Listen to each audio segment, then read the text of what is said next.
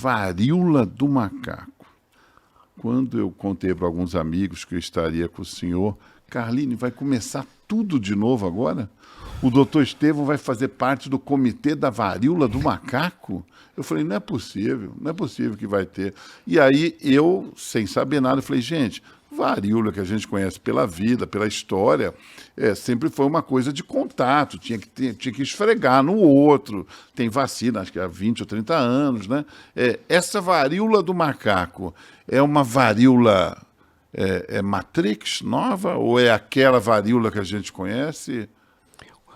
O vírus dessa varíola, ele está classificado no gênero dos ortopoxvírus. Então, que em português quer dizer o quê? Não tem tradução. Não tem, é a né? Classificação internacional científica desses vírus. E quer dizer o quê? Que é ruim demais? Não, cada tipo de... Por exemplo, o vírus, o HIV, é um retrovírus, né?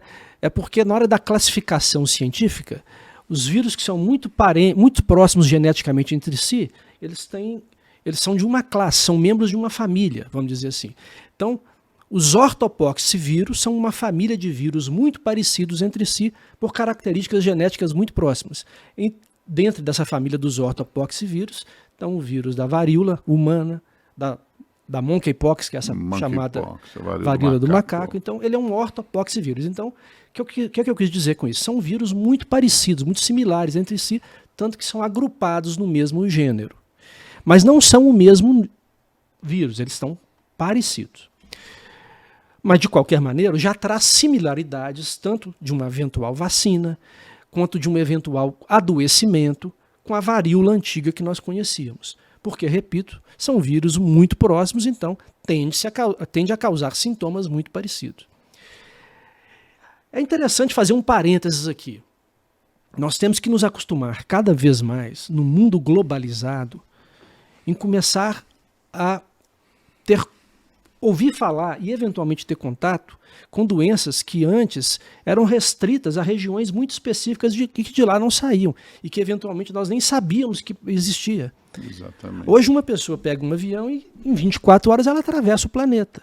Então, essa varíola, por exemplo, do macaco já é conhecida das pessoas que moram na África. Na África, Nigéria teve naquela região da Nigéria, etc. Vários países ali têm essa doença.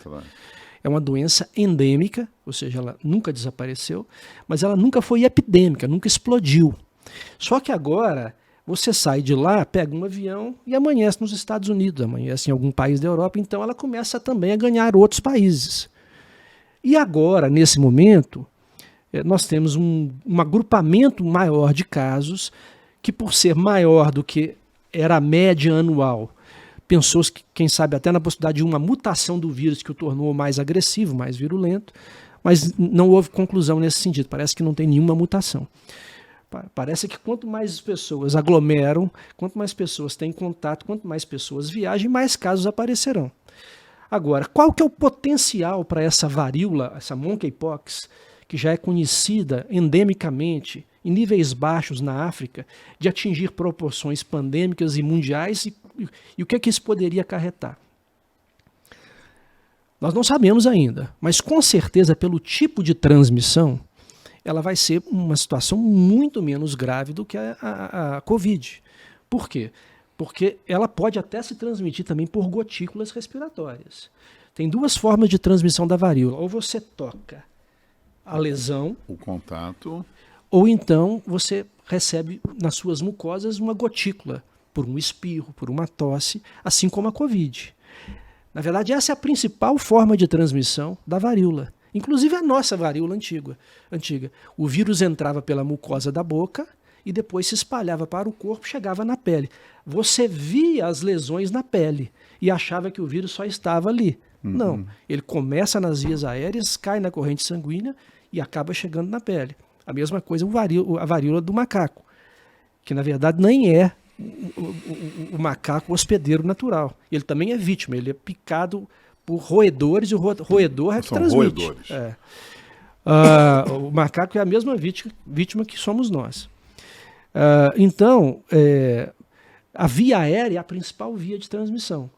Só que, pelos estudos, enquanto a Covid em poucos segundos de contato próximo há uma transmissão muito eficaz, para a varíola do macaco, o contato tem que ser próximo e por muitas horas, para realmente causar uma boa transmissão que leve à infecção. Então, por ter uma transmissão muito mais difícil, nós teremos um surto muito menor. Agora, que certamente chegará no Brasil, não tem muita dúvida não, porque só se fechar os aeroportos. E outra coisa, ela é transmissível antes que as lesões apareçam na pele. Então, quando você tem as lesões, é fácil de você identificar e já é a prevenir. fase final. E é tratável. Você afasta o paciente, só complementando o raciocínio, e deixa ele em isolamento até ele não ser mais transmissível. Mas o problema é que a pessoa pode estar transmitindo antes das lesões se tornarem visíveis. Na grande maioria das vezes, a lesão é autolimitada, ou seja, ela se cura, a mortalidade é relativamente baixa. No surto dos anos 2003, 2004, nos Estados Unidos, quando se fala surto, nós estamos falando de 100 casos, porque o conceito de surto não é porque você precisa ter milhões de casos para falar que você está tendo uma epidemia, um surto. Se você não tinha nenhum caso durante 100 anos e passa a ter 10, aquilo ali já é um surto, conceitualmente. O surto dos Estados Unidos é quase 100 pacientes. Nenhum morreu. Né? Enquanto, entretanto, na África, a mortalidade em torno de 10%, muito possivelmente pela precariedade de atendimento. Porque nos casos graves você tem que internar, dar soro, etc. E só para responder, se tem tratamento, já existem antivirais que já foram estudados, exatamente porque era a doença conhecida da África, para aqueles casos graves de africanos, já existiam, então, estudos da Organização Mundial de Saúde, etc., e já foram produzidos antivirais que você não precisa sair da estaca zero, que foi o caso da Covid. Né? Então, se algum de nós, por ter um caso mais grave, precisar, nós já temos antivirais. Tem remédio. Tem que importar, tem que ser comprado. Mas está disponível, já existe. E tem a vacina também da varíola. E a varíola, com a sua vacina, protege em quase 100% desse contágio também. Se fosse necessário, numa explosão mundial, a gente voltaria a vacinar as pessoas. E esse comentário do surgimento, acho que foi Bélgica, Holanda, ali que tivemos muitos casos, né, recentes, de um mês para cá, 2 meses, que tinha a ver com o contato humano entre pessoas do mesmo sexo, o início do foco da transmissão. Procede essa informação? A transmissão é basicamente essa que eu comentei. Pessoas do mesmo sexo se relacionam, ou não, e podem transmitir uma para a outra pelas gotículas de saliva, pelo contato com as lesões. Agora, do ponto de vista sexual, não há relatos comprovando isso. Mas também nem precisa, porque é transmitido por um simples beijo, por uma simples tosse, por um simples espirro. Né? Então isso aí, nesse momento, não está sendo considerado como relevante pela comunidade científica. Fiz uma revisão sobre isso ontem, para consumo próprio. E a gente sempre atualiza com os últimos artigos. Pelo menos até os últimos artigos que eu estudei, não tinha nenhuma relevância essa questão. Faço essa pergunta com tranquilidade, porque na década de 80 eu já entrevistava, eu já era jornalista. Né? E nós tivemos a AIDS, que apareceu, e quando surgiu a Covid, me lembrou muito aquela época, que era uma coisa totalmente misteriosa, ninguém sabia nada. Eu não sei se o senhor já era nascido, mas era uma coisa muito misteriosa e ninguém sabia.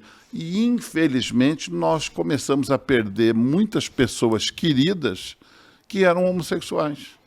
E aí havia-se um noticiário que também era retardado no sentido de atrasado, porque não tinha mídia social, não tinha internet, ficava sabendo muito tempo depois que tinha ocorrido. Tanto que nós viemos a saber que muitas pessoas queridas que tinham falecido 2, 3, 4, 5 anos atrás tinham sido vitimados pela AIDS. Que na época era síndrome da imunodeficiência adquirida. Né? Não era isso? Eu lembro, SIDA. Eu participei bem dessa época. Ah, então. Né? É que o senhor está pintando o cabelo. Mas, enfim, quando veio isso, e que depois ficou cientificamente tratado isso, que era uma população de muito risco da AIDS. Né? Então, essa relação não há, no caso da varíola do macaco. Não confere. Não confere.